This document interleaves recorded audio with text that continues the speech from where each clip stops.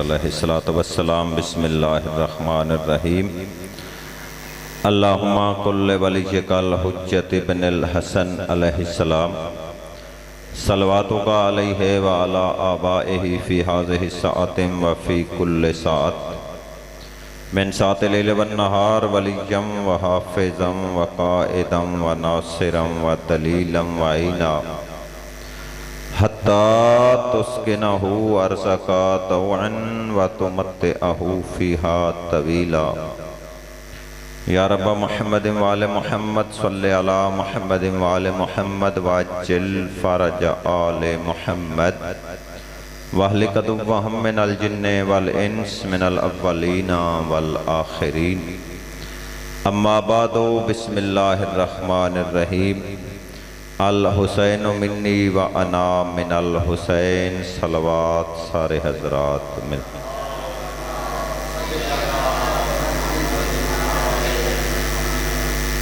नारे तकबीर बावाज़े बुलंद, नारे तकबीर, नारे रिसालत, नारे रिसालत, नारे हैदरी, नारे हैदरी। हुसैनियत, हुसैनियत, यजीदियत, यजीदियत। ख़ानदान नबूवत की जल्द आबादी के लिए सलवात बुलंद आवाज़ से पढ़ें।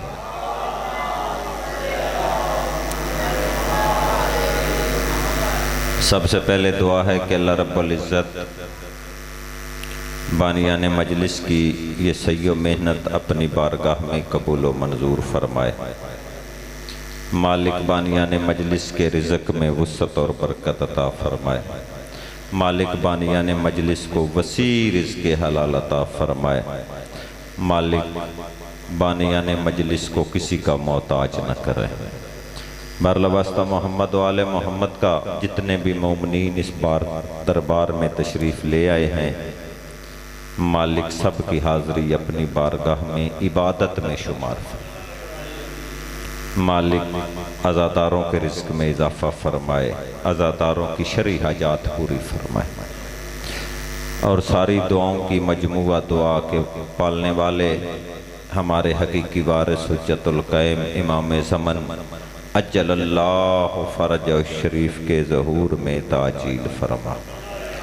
यूसुफ़ ज़हरा की ज़ियारत नसीब फरमा और हमें इस काबिल बना के इमाम के अंसार में शामिल हो सके। तमाम दुआओं की कबूलियत के लिए एक बुलंद सलवात पढ़े।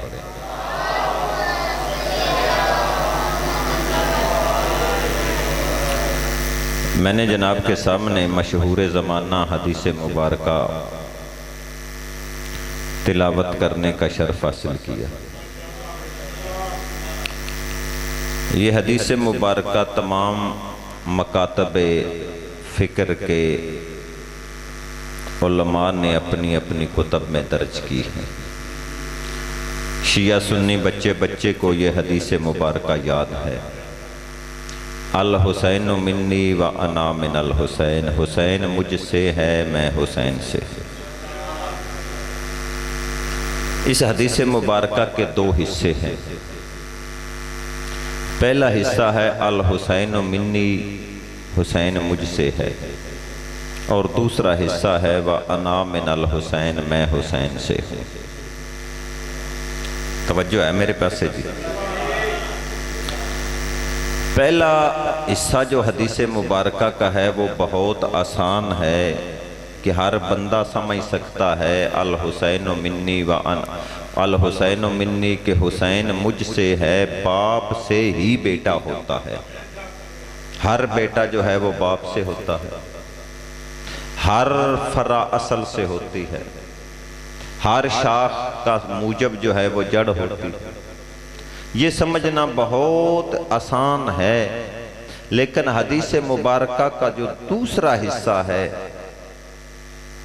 व अना मिनल हुसैन, और मैं हुसैन से हूँ, ये समझना ज़रा मुश्किल है कि हर बंदा सोच में पड़ जाता है कि ये कैसे हो सकता है कि बेटा तो बाप से हो सकता है, नवासा तो नाना से हो सकता है, लेकिन नाना नवासा से कैसे है? आपने थोड़ा सा गौर फरमाया, लुत्फ आएगा। मैं इसे अपने अंदाज में पढ़ने का आदी हूं कि हर इंसान का तारुफ जो है वो दो तरीकों से होता है। एक उसका नसब होता है, एक हसब होता है। नसब होता है कि उसका खानदान कैसा है, उसके आबाओ अजदाद कैसे हैं, वो किस खानदान से ताल्लुक रखता है। और एक उसका जाती किरदार होता है जिसे हसब कहते हैं। दो तारुफ होते हैं कि हर इंसान के। अब पैगंबर अकरम सल्लल्लाहु अलैहि वसल्लम ने यह फरमाया कि अल हुसैन मिन्नी, हुसैन मुझसे है। ज़माने को बताया कि हुसैन का नसब जो है वो मैं मुस्तफ़ा हूँ। व अना मिनल हुसैन, और मैं हुसैन से हूँ। यानी ज़माने को बता दिया कि अगर मेरा हसब महफूज है तो वो हुसैन की वजह से है। तवज्जो है जिसमें। अल हुसैन मिन्नी व अना मिनल हुसैन, हुसैन मुझसे है, मैं हुसैन से। इमाम हुसैन अलैहिस्सलाम का नसब क्या है जी?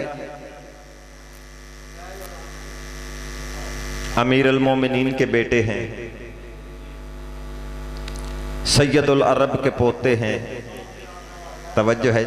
सैयदा अरब नानी है, सैयदतुन निसाइल आलमीन वालिदा हैं, जवानाने जन्नत का सरदार भाई है, मलका आलमीन की बेटी सैयदतुन मलका शाम बहन है इमाम हुसैन की। और फिर हर इंसान का जो नस्ब होता है वो दो किस्म का होता है। यानी एक तूल होता है, एक अर्ज होती है। यानी तूल ऊपर की तरफ आप चले जाएं, किसका बेटा है, किसका पोता है। और अर्ज होता है नीचे की तरफ, यानी इसका कौन बेटा है, इसका कैसा खानदान है। कुर्बान जाऊं हजरत सैयद शोदा पे कि जिसका खानदान इतना अजीम है, जिसका नाना सुल्तानुल अंबिया है, बाबा सुल्तानुल औसिया है, माँ सैयदतुन निसाइल आलमीन है, दादा सैयद अरब है, दादी सैयदा अरब है, और बेटा सैयद साजिदीन है गरीब। यानी हजरत मुस्तफ़ा से लेकर हजरत इब्राहिम तक हर नस्ब पाक है। और सैयद साजिदीन से लेकर आपके और मेरे इमाम महदी अलैहिस्सलातु वस्सलाम तक हर बेटा भी पाक है। यानी दूसरे लफ्जों में ये कहना पड़ेगा कि मेरे इमाम हुसैन अलैहिस्सलातु वस्सलाम वो अजीम हस्ती है जिसका नस्ब भी पाक है, जिसकी असल भी पाक है, जिसकी नस्ल भी पाक।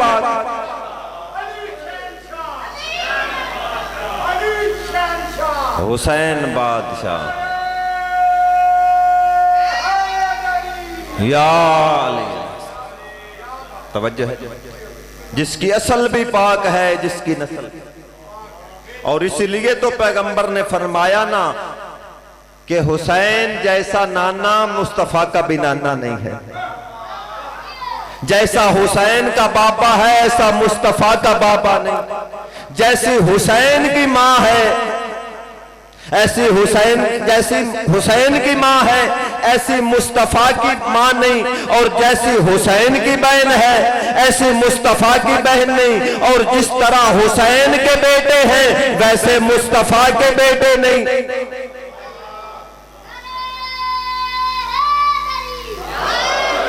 बेटा है तो सैयद साजिदीन।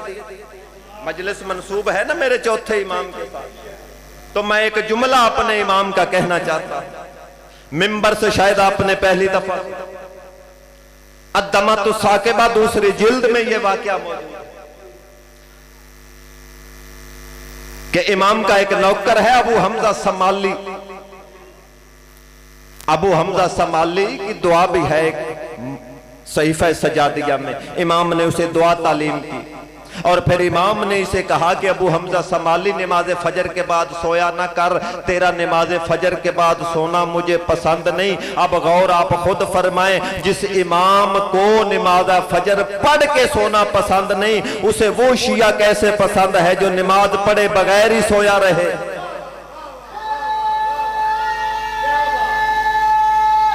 हैदरी तवज्जो है ना साहिब। इमाम फरमाते हैं तेरा नमाज फजर के बाद सोना मुझे पसंद नहीं तलुए आफ्ताब तक। कहता है मौला क्यों? मौला ने फरमाया इसलिए कि उस वक्त अल्लाह अपने बंदों को रिज़्क देता है, रिज़्क तकसीम होता है। अगला जुमला बड़ा कमाल का मौला ने कहा, मौला ने फरमाया रिज़्क अल्लाह देता है लेकिन तकसीम हमारे हाथों से करवाता है।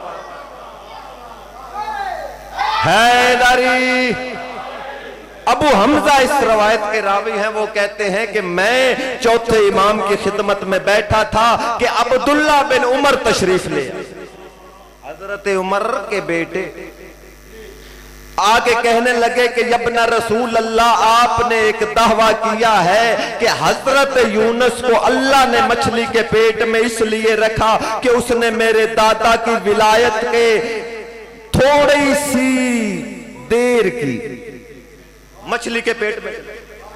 इमाम ने फरमाया मैंने कहा है। कहता मौला इसकी कोई दलील? मौला ने फरमाया वो दावा ही कैसा है जिसकी दलील ना हो।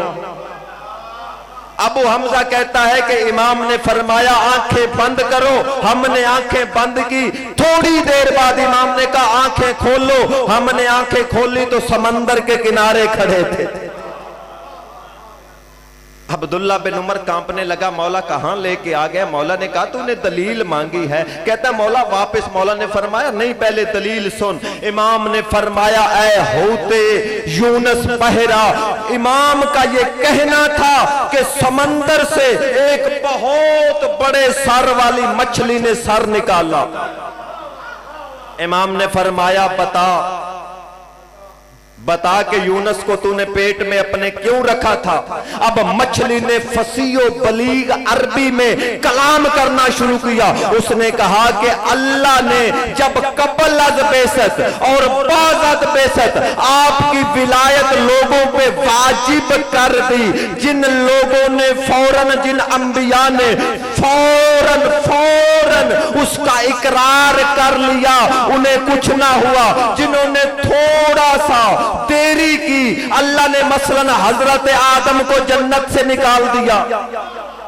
मैं किताब के जुमले पढ़ता पाया, किताब च ना होवे मैं जिम्मेदार हाँ। हजरत आदम को जन्नत से निकाला, हजरत नूह की कश्ती करताब में आ गई, हजरत याकूब को यूसुफ का फिराक देखना पड़ा, हजरत यूसुफ को बिकना पड़ा।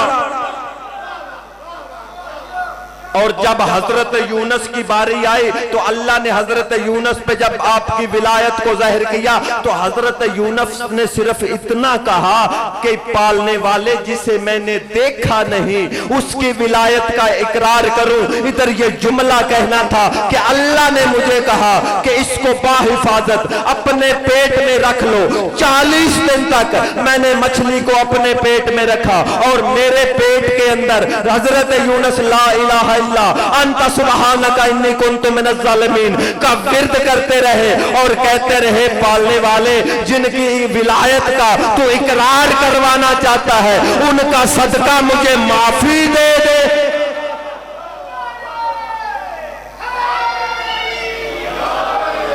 उनके सदके में मुझे माफ कर दो।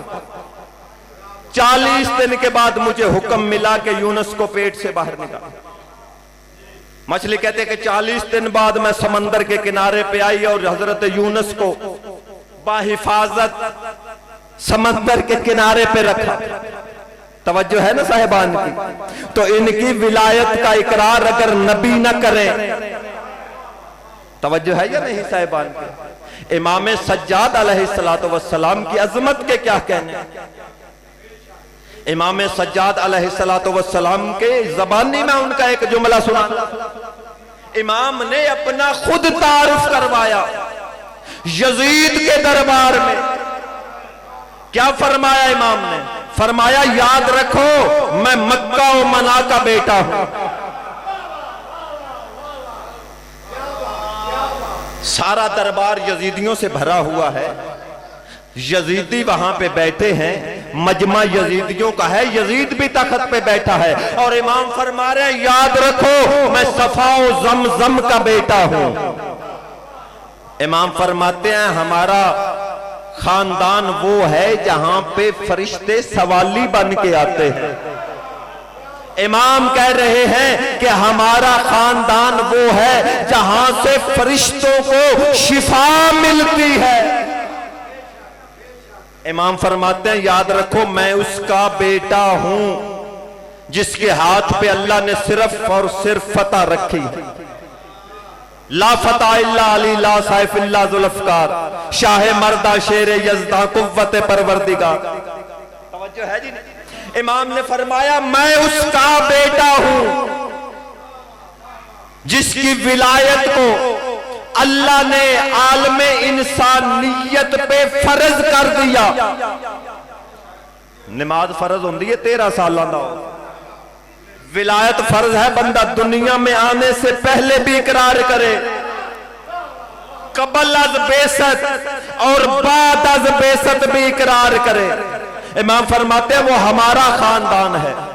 जब इमाम ने अपना तारुफ शुरू करवाया, मैं मुख्तसर कर रहा हूं, लंबा खुतबा है, तो इसने जल्दी से मुअज्जिन से कहा कि अजान दे।